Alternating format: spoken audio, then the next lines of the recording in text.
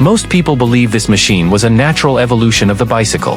They think it was a romantic quest for freedom, a way to put a motor on two wheels and escape the city. But if you look at the forensic evidence, that's a $100 billion engineering lie.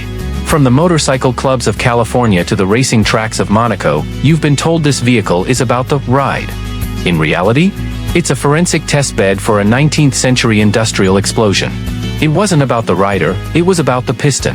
Most owners have no idea they are straddling a suicide frame designed as a disposable shell for a weaponized engine.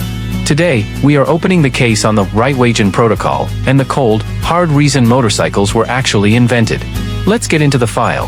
To find the first clue, we have to look at a workshop in Bad Cannstatt, Germany, in the autumn of 1885. The history books will tell you that Gottlieb Daimler and Wilhelm Maybach wanted to build a vehicle. The forensic reality? They hated the bicycle. They viewed the two-wheeled frame as unstable, dangerous, and commercially useless. So why did they build one? Daimler and Maybach had a grand design, a high-speed internal combustion engine they called the grandfather clock. They were locked in a desperate race against global competitors to prove that liquid petroleum could be controlled in a small space. But they had a massive problem. They didn't have a car. They didn't even have a carriage. Building a four-wheeled vehicle was expensive, slow, and required complex steering systems they hadn't perfected. They needed a cheap, disposable mule to prove their engine wouldn't explode under stress. The motorcycle wasn't the goal. It was the sacrificial frame. In 1885, the world saw the Reitwagen, the riding wagon. Look at the forensics of this machine. It wasn't made of steel, it was made of hickory wood. It had two main wheels and two small outrigger wheels because it was so poorly balanced it couldn't stand up on its own. It featured a vertical engine placed directly beneath the rider's seat, an engine that frequently caught fire. This wasn't an invention for the public. It was a mobile laboratory. Daimler didn't care about handling or comfort. He needed to know if his engine could handle the vibrations of a moving road. He used a human being, his own son, Paul, as a test pilot to see if the heat from the engine would melt the frame or the rider. When Paul Daimler took the Reitwagen for its first 12-kilometer trip, he arrived with his clothes literally smoldering. The motorcycle was born not as a mode of transport, but as a thermal stress test. Once the engine proved it worked, Daimler immediately abandoned the two-wheeled design to build cars.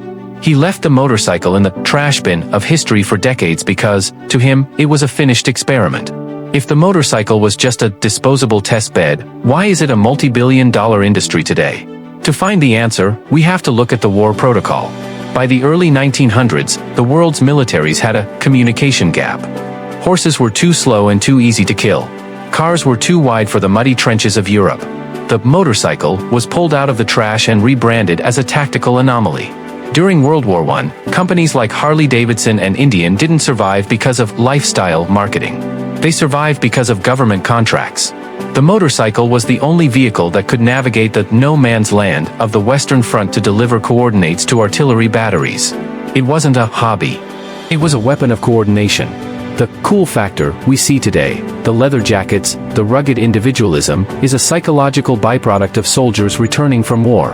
They were addicted to the adrenaline of a machine that was designed to be faster than a bullet. The industry took war trauma and rebranded it as freedom. Here is the forensic twist: the motorcycle is the only consumer product that successfully markets insecurity as liberty. In the 1950s, the motorcycle industrial complex faced a crisis. The public saw bikes as dangerous, rebel machines. So, the industry launched the Nicest People Protocol. They didn't change the machine, they changed the narrative. They used psychological triggers to convince the middle class that sitting on top of a vibrating, 500-degree engine with zero crash protection was empowering. They turned a mechanical vulnerability into a spirit of adventure. When you buy a motorcycle today, you aren't paying for transportation. You are paying for a digital escape.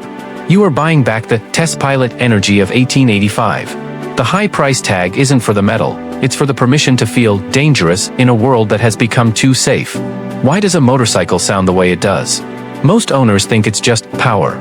The forensic reality? It's acoustic branding. The specific potato-potato sound of a V-twin engine is a mechanical inefficiency that has been legally protected. Manufacturers have fought in court to keep their engines sounding unrefined, because that specific low-frequency vibration triggers a primal fear response in the human brain. It's not just a noise, it's a dominance signal.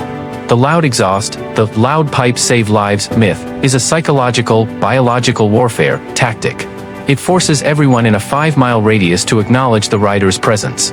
It creates an involuntary authority that the rider can't achieve in a sedan. You aren't riding a bike, you are riding a vibrational weapon designed to colonize the silence of the public square. Today, the motorcycle industry is an engine fueled by the paradox of the sacrificial frame. The bike isn't the evolution of the bicycle. It's the fossilized remains of an engine test. The next time you see a biker in London, Tokyo, or Sydney, don't look at the chrome. Look at the hickory wood ghost of the 1885 Reitwagen. Remember that you are looking at a machine that was never meant to be sold. It was only meant to prove that a small, violent explosion could be harnessed between a man's legs without killing him. The industry didn't invent a vehicle. They invented a survival ritual and sold it back to you at a 1000% markup. This is simple history of things, where every machine has a hidden blueprint. If this investigation opened your eyes, subscribe and hit the bell. We release 4 deep dives every week, and you don't want to miss the secrets we're uncovering next. What other standard object is actually a discarded experiment? Why the safety pin military origin? Why the wristwatch trench warfare decree? Why do we use keys like a 4,000-year-old ritual? Drop your lead below. If we pick your topic, I'll give you a personal shout-out in the next investigation. This is simple history of things. Nothing is as simple as it looks. I'll see you in the next file.